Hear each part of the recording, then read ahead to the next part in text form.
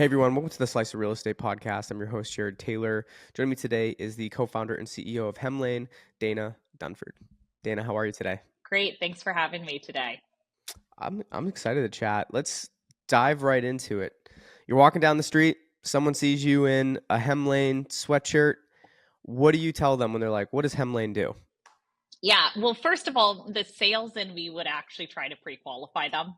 So I typically wouldn't just go straight into a pitch of what Hemlane is and how we help landlords and how we help tenants, because I want to know who they are. If they're not a landlord, they're not going to relate to what we do. But everyone's owned a home. And so if they're a tenant, it's a great way to let them know how we help tenants. And so typically I say we're in the sexy industry of property management because then people are like, oh wow, that sounds really uncool, so tell me more. And then I go from there and just say like, hey, do you know anyone who owns rental properties? Do you live in a rental? Tell me a bit more. Once I find out who they are, then I can tell them exactly what we do for them, because you want to, every interaction you have, you want it to be very personalized. And so for me, I've always wanted to take the approach of like, hey, don't pitch them on what you do for someone who they have no interest in. Pitch them what it is for them. And I think that's really cool about being in real estate, because everyone has rented a home, unless you're like a billionaire trust fund kid who daddy always purchased you a house. Unless you fall into that category, most likely you've rented at some point in your life. And even most of them probably rented too, right? With Yeah. luxury real estate, like same thing, right? So by the way, of how you would ask all these questions first. The sales part of me gets so excited when people say that, because it always worries me when you hear people say, "Well, I would just start going into telling them why they need this or this." It's like, if you don't know anything about them yet, how do you even know what to, like, to your point, qualify them for? Um, Super interesting. What made you want to come up with this company in the first place? Yeah. So, you don't wake up and dream to go into property management. I was in technology, and it started, I was at Apple. So I was in, consumer tech. And then after that, I went into Nest, which was home technology. And I saw kind of the vision with Nest of like, hey, everything is on this device right here. And I can go through and figure out what is happening at any time with my home. My thermostat, oh shoot, I forgot to turn it down. We had acquired Dropcam at that time. So it was like, great, there's cameras. I'm in Africa right now. And so it's like, I have cameras on my house in San Francisco right now. Feel totally comfortable that when a package arrives, I can make sure the right person picks it up. And so the reason I bring that up is I got really fascinated with this concept of like remotely having control and access of your assets, and that was cool. At the same time, my older sister and her husband had some real estate investments, and were moving from Denver to San Francisco, and saying, how do we manage these properties? Dana, come and get involved, and like, let's figure that out. And for me, like, no tenant wants to be big brother. At that time, I was renting, and so I was like, I wouldn't obviously want cameras in my house, but how do you provide that experience for a tenant where it feels like, hey, someone's there for me, even if they're millions of miles away or anywhere else in the world? And so, thinking of technology and remote management got me super excited. And so from there, it started looking at the market. I myself got interested in real estate, purchasing investment properties as well, and realized, hey, it's pretty easy to purchase a property, but now you have this asset and tenants for 10 years. And there's huge stigma associated with it. You hear the word landlord, and automatically everyone thinks slumlord. I actually don't even like the word landlord. A lot of times I try to use rental owner or something else that sort of elevates them, or real estate investor elevates them because of that. So it was like, how do you reduce the stigma associated with owning real estate where people think of you as a slumlord? And how do you elevate the tenant side where like a tenant thinks, oh, I rent, so I'm not as good because I didn't make it to purchase. No, that's not true. A lot of people rent for various reasons, not to be tied down to a certain place. So how do you elevate their brand as well and make them feel very good about it? And so this concept of being able to manage properties from anywhere and do it better than anyone else was what really fascinated me and got me excited to get up every morning and make sure that we were doing just that. And so we think about the tenant side as much as we think about the owner side, because a happy tenant is a happy owner. You retain your tenants a lot longer, you don't have as much turnover, etc. The main users are still the property owners, the landlords, though, right? But it's Yeah, okay. But it's in thinking about also what the experience should look like for the tenant that helps, build what you've built. Is that fair to say? exactly. Okay. Yeah, so the owner is the one who pays us, right? So the owner is the one who will pay us, but then the tenant has to have a good experience. They have to enjoy it and almost have this like personal attachment to being like, hey, this is how I should be treated. This is how, you always hear those stories. They call their property manager or send a message and like the email doesn't get responded to for 3 days. They're without heat for that long. It's like, how can this happen? How do you provide a much better experience and put trust into the industry? And that was really interesting to me that there was no trust in the industry. There was no trust. Like property managers are the second lowest rated on Angie's. Angie's owns, actually, I think they've acquired Home Advisor. So they own like quite a few of those. Um, they're the second lowest rated, second to home warranty. So there's not a lot of trust. And it's actually not that property managers are bad. I think they're overworked and underpaid. Whole different topic that we don't have to talk about.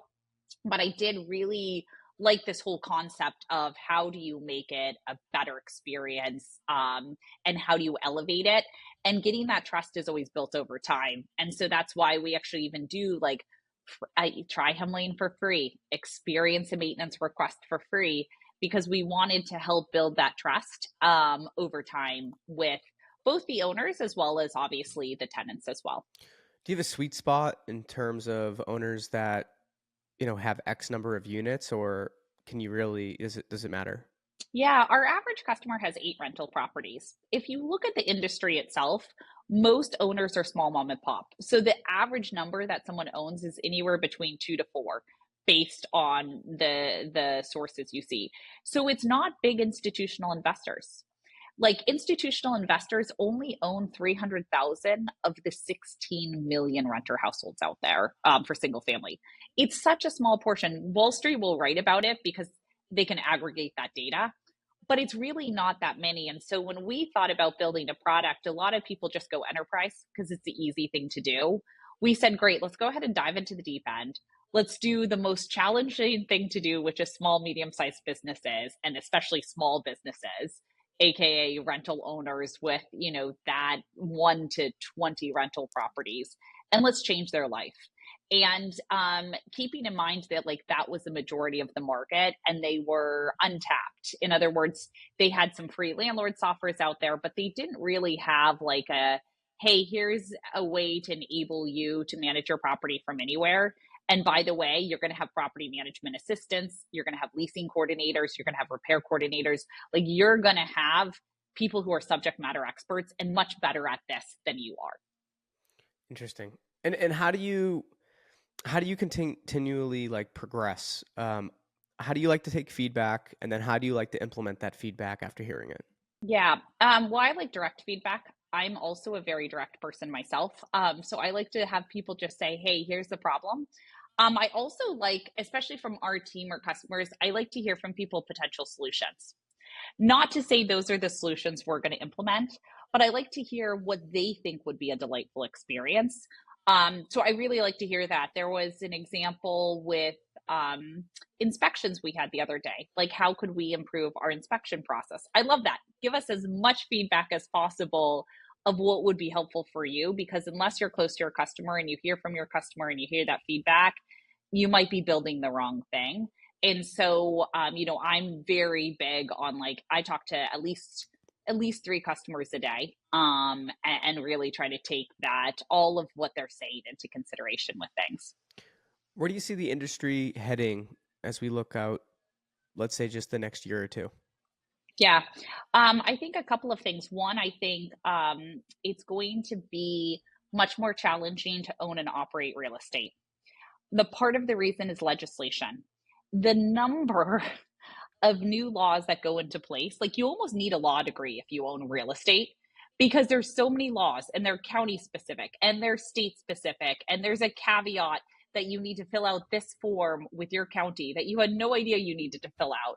And on top of that, you need to know that the security deposit you need in an interest bearing account. There's just a lot of that that goes into owning and operating real estate. And I think that's going to continue. There's going to be more government regulations on real estate, which makes it more challenging. And so that's the first thing. I also think the other thing is that most are fearful right now to purchase real estate because of interest rates.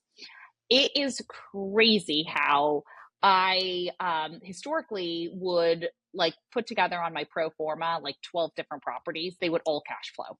Any property on market, I could just put on there. Now, with the interest rate environment where it is, you put 12 properties on there and you're lucky if one gets cash flow in that first year.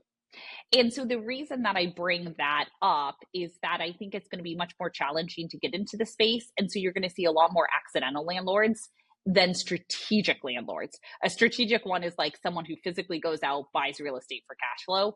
I think you're going to have a lot of people locked into an interest rate saying that is now my asset.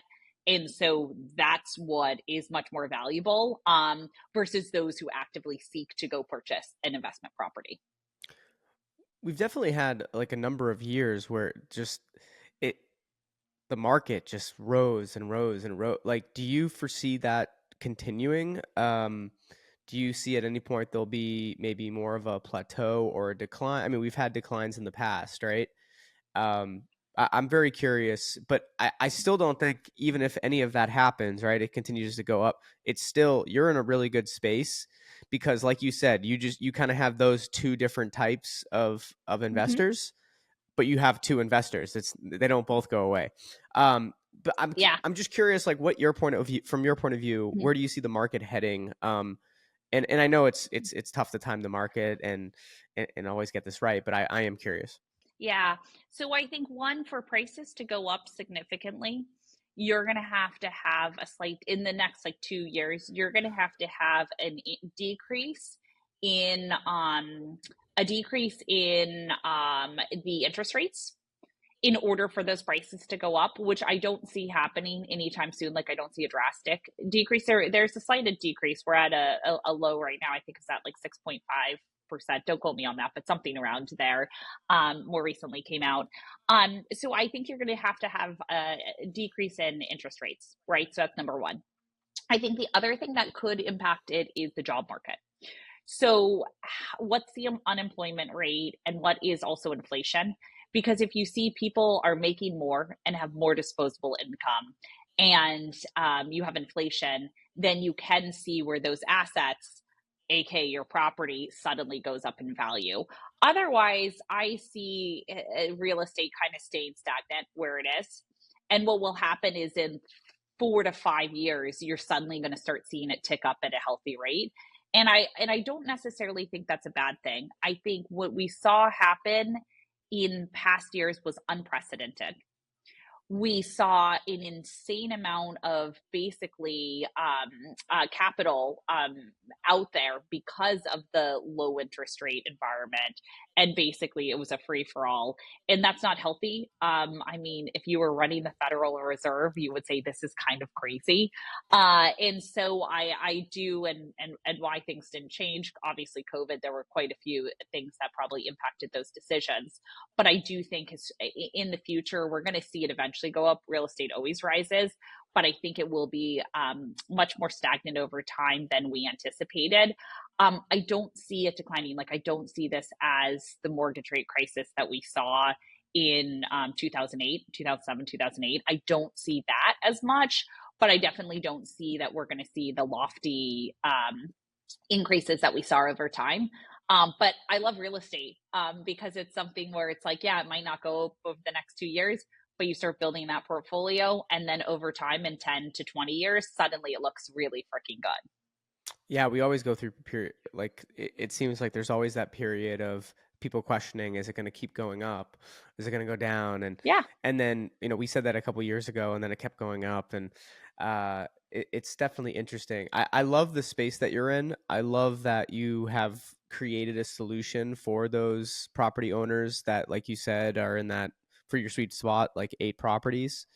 Um, it's funny story. Before I started my last company, I was going to buy a 4 unit rental property. That was going to be my thing, right? I was going to do that. And then the owner ended up kind of backing out of the sale because I guess they had some health issues or something like that. And they wanted to keep the property. And Okay. because they did that, I took the money I was going to put into the property and put it in the business. So like everything works out for a reason, right? Yeah. Yeah, it's I do love this space. I read every real estate investor book at the time, and I was so excited to chat with you to learn more about what you're building because just because it was several years ago, a lot of those problems still exist. The need still exists for what you have, even more so. And what should people know about Hemlane in terms of what's next? Yeah. So we to kind of back up of what we do, we created a new category in the space. And so basically, if you think about your options when you own real estate, it's either self-management or hire a traditional property manager.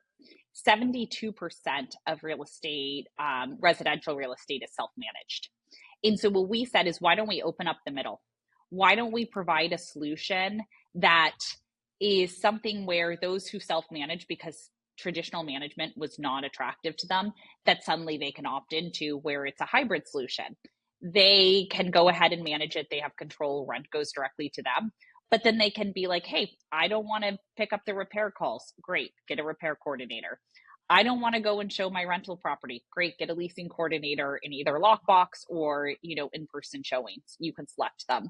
And so giving people almost an unbundled solution to get exactly what they want is what Hemlane is. What you're going to see in the future and the vision with Hemlane is a lot more of completing the entire cycle for you. So there's a lot of other things that we can do to make this experience stress free for real estate investors. Everything from alternatives to security deposits to financing for tenants, making it where, like, we already have rent defense. So if a tenant's late on rent, we'll start the mediation process. You don't have to worry about that. But everything to say, how do you make sure that this asset, you click buttons and everything just works and your risk is mitigated, is incredibly important to us.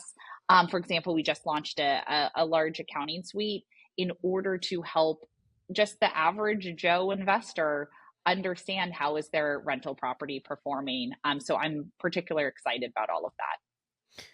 I'm excited for you. That's a lot of good stuff happening, and um, I would like to have you come on at some point again in the future to kind of give us an update on where things are at and talk about the market because I'm sure we'll have plenty more to talk about.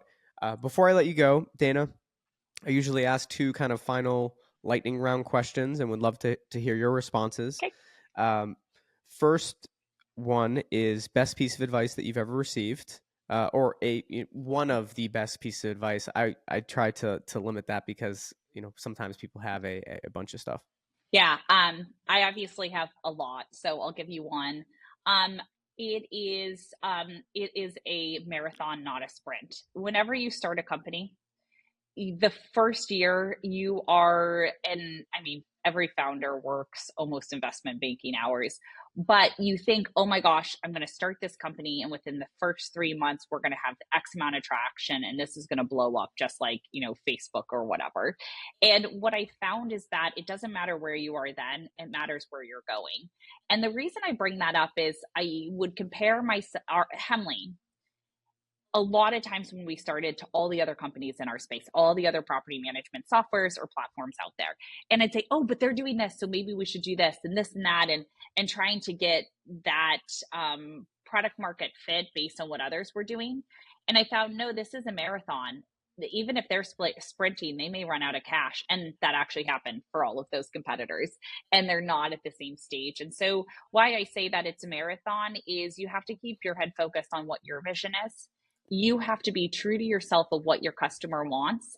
And you have to say it's not going to happen overnight, but as long as I never overpromise and underdeliver, you always want to make sure that you're selling exactly what you promised to your customer, and you build it over time. Before you know it, you look back and you're like, wow, I can't believe we built this entire thing. I can't believe, we're the largest manager for single family properties in the United States. And so I think those types of things are very important, is knowing that this is not just going to be something that's a year. You're going to be in it for a long time. And you want to make sure that you've set yourself up personally and professionally in order to do that. I love it. Last question for you, Dana, and that is around an aha moment. So, what was an aha moment that you had when building Hemlane that got you even more excited about the business, or was a defining moment, right, to drive future growth? Yeah, this was around repair coordination for us. So I had said it's impossible for a software company to do that and scale it. And I actually told my co-founder that. I said, there's no way, let's just stay a software company. Let's only offer rent collection, background and credit checks, advertising and rental. Let's not go into tech-enabled services. It's too hard, too challenging, and it's not going to bring the revenue that, or it's not going to bring the gross margin, because we're going to spend so much on cost of headcount in order to offer repair coordination. And my co-founder said, no, we can do it. Just watch us. And what was really interesting in that aha moment was bringing product and engineering together and them being the repair coordinators. So we had our first repair coordinator, who was very experienced, 25 years, sit with product and engineering, and they would automate them out of the job. And why I bring that up and why that's so important is that it was really cool to actually see that we could start automating all these tasks that traditionally you never thought you could. We could use big data to troubleshoot repair requests and all of that. And so, I think from that perspective, the big aha moment for me was like, sometimes when you question something and the ability to do it at scale, like nationwide as a tech company, sometimes you find a really innovative way to do it, that makes it something that gives you a competitive advantage over all others, which we definitely found in those early days. Super interesting. It's the first time I've ever asked the aha moment question, by the way, and I'm gonna start asking it Okay. more if I get answers like that, because it's great insights. But Dana, I want to thank you again so much for joining me here today, sharing your story. And did you say, was that just part of the conversation? Or are you actually in Africa right now? I am. I Oh, am. okay. All right. I thought it was an example at the time. Wow. All right. How's that been? It's been fantastic. It's been great. We're here, and I'm just we've actually got Starlink, so hopefully the internet was good. But yeah, no, it's great. We're in a place called Mombasa, which is the coast of Kenya right now. Really cool. It's my roommate in college was from Senegal. Oh, cool. That's awesome. Yeah.